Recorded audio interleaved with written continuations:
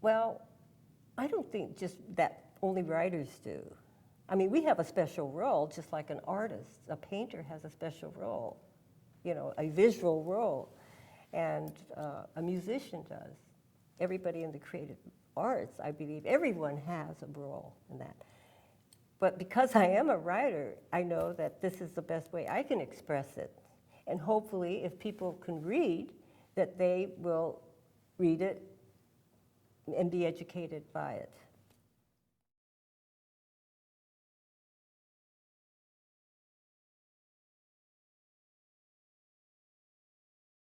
I'd like to talk a little bit about the value of loyalty in the Japanese culture. It's one of the highest values. And of course, this came about because they were a feudal country. So everything was based on loyalty to your lord, loyalty to the one above you, and so forth. So it was a great value to be loyal.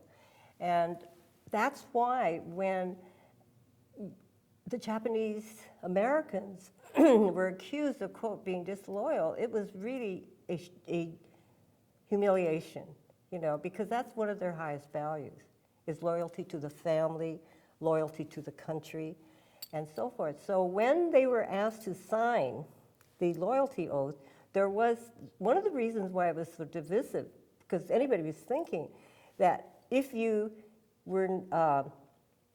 signed it, they thought that you were signing to join up with the military. So that was one thought that was going on. And also for people who were born in Japan, and that was the only citizenship they had, that they would be giving that up, the only citizenship, because they were not allowed to be citizens in America. So there was all these other questions and feelings going on with the people. But back to the word loyalty. Loyalty is a very, it's very strong within me, and here I am, third generation, that one is loyal to what you say you're going to do, you're loyal to your family, you're loyal to your ideals, and so forth. In other words, steadfast.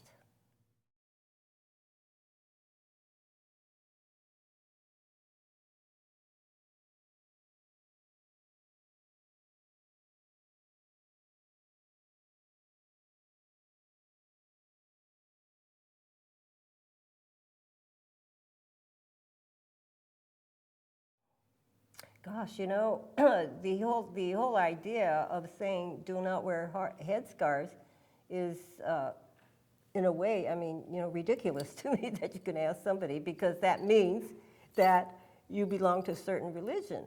Well, that's not true. A lot of people wear headscarves. Does that mean nobody can wear headscarves? Or just people of certain racial or ethnic groups cannot wear scarves? So, that's kind of ridiculous when you think about it, just to tell. But what is not ridiculous, and which I think is very dangerous, is the idea of why. You see, because then you are inhibiting somebody's freedom because of their religion. It would be like saying, don't you have a mustache or a beard, because that means you belong to a certain belief system. So if you target one group like that, that is, to me, is wrong in the sense of American values.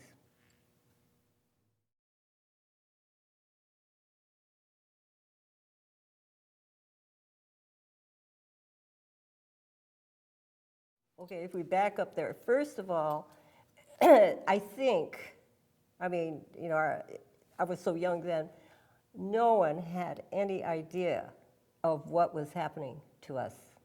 In other words, some people thought, oh, we're going to camp. Some people thought it was an actual camp because there was no precedent for what had happened in Europe. What we found out after the war was over was the Holocaust. Not that I, in one breath, would even compare internment to Holocaust. However, we did not know that, or think, or imagine that a government could round up a group of people and put them in prison and kill them until after the war. That was the shocking revelation. So before the war, I'd say, well, we're going to go to a camp. Okay. And they said it's for your safety. But for those who did have knowledge of what democracy was and about our Constitution, they knew it was wrong, and there were people who did, rebel against it. But the people who, like my father, the older, and he was in his 40s then, they were rounded up and they were imprisoned immediately on the day after Pearl Harbor. So the leaders of the community were gone. Someone who can say, what is this about, And so just going back and looking at it that way, yes, it was when we look at it now, it was a terrible thing that happened. It was this incredible violation of America's and American values and the Constitution, to round up 120,000 people, 70% native-born Americans, and actually put them into an internment camp simply because of their race and that they might be potentially dangerous. And we know that it was basically racist. It was the accumulation of 100 years of anti-Asian attitudes in California against Asians, couldn't own land, couldn't become citizens.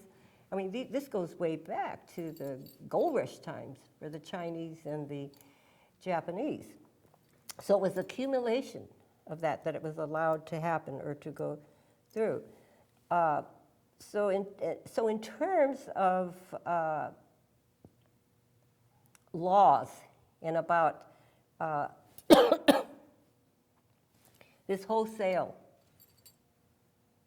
rounding up of people and so forth. It had never happened before, so they didn't know about it. But then after was when the march to justice began. So I think that when we think about it in those terms, of how these things happen and how these secret, executive orders got through and who was the one who created it, and, it was General DeWitt right here at the Crissy Field in San Francisco.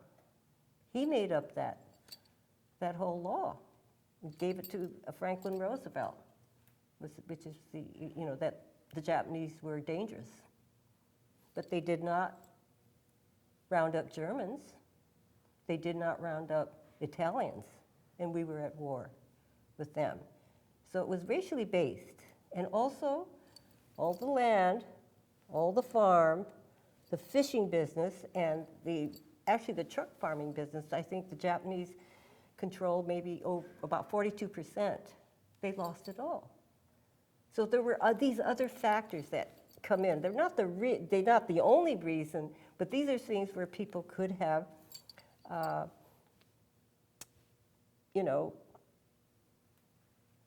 by going along with it, that they could have empowered themselves in some way.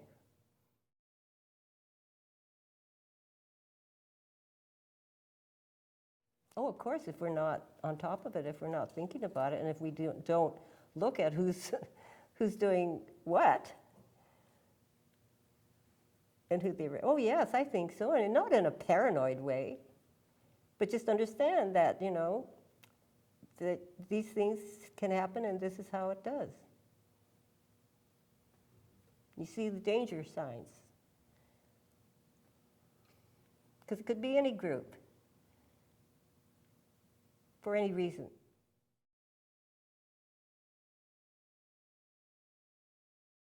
Well, I'd like to back up and say that the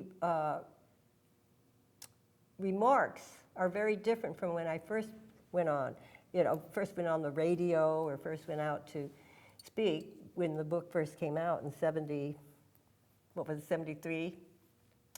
Because then there was, questions like, well, what do you expect? Look what you people did to our boys in the Philippines and on that Bataan March. Because in those days, people did not make the differentiation that we were American citizens. See, that was the fact that I had to educate people about 20 years ago, is that we are Americans. We were born, I'm third generation American citizen, because they couldn't get past the racial aspect of it, because we were, quote, ignorant in those days. Not ignorant, but we just weren't exposed, because then, you know, it wasn't until the, excuse me, until the March to Justice came about. The March to Justice is when young Sansei lawyers started gathering all the information to sue the government for what they had done to, you know, their parents and grandparents. But before that, going around speaking, it was really, we were so alone, I felt, because it was the first, you know, and it was surprising.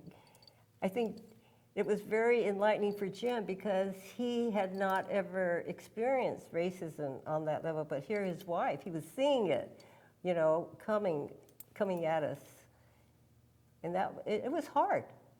I just developed, in fact, I developed a kind of asthma, which I still have, because I just was holding back tears so much and coughing and everything, because it was emotionally very difficult to do that and to be attacked, you know, but we had to do it.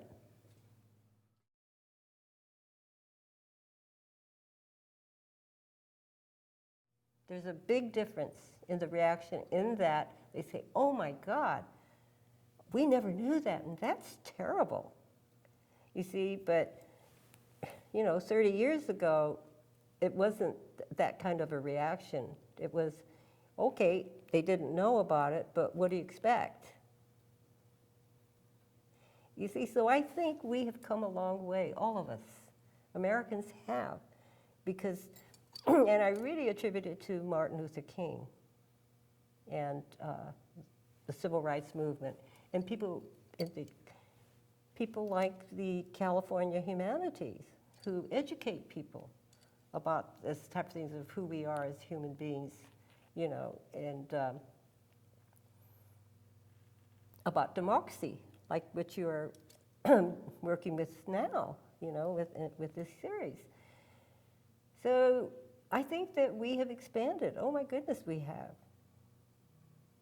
I can tell already just by looking at you right here, these young people here, that this is maybe new to you, or, you know, the whole story then. So, and I guess that's why I'm grateful that we wrote Farewell to Manzanar, that my husband saw that there was a need for this story, and that he, you know, he just felt that we should do it, even though I said, well, why do you want to know that, or why do you know, why is that interesting, and so forth. So I think, and I really do give him that credit. Jim was a first in many ways, and the writing of Farewell to Manzanar was certainly one of his first.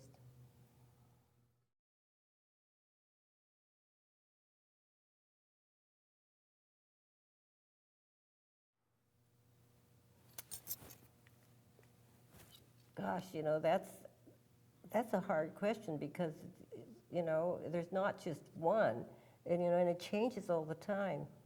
As I think about the writing of the book, and, you know, why the book was important, and so forth, and speaking about the book.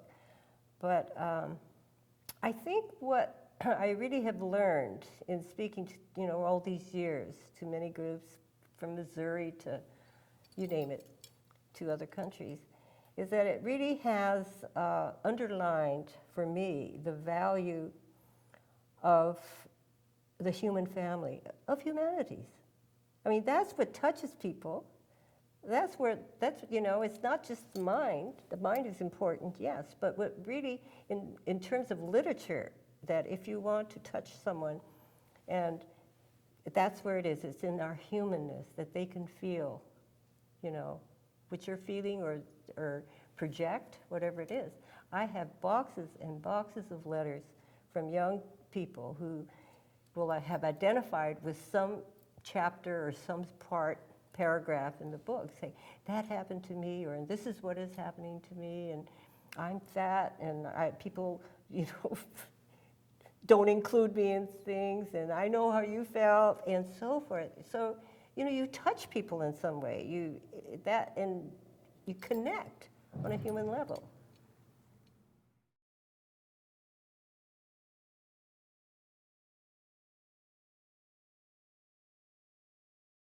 Oh, absolutely. I am just I'm so thrilled at what you're doing now with this program, on democracy.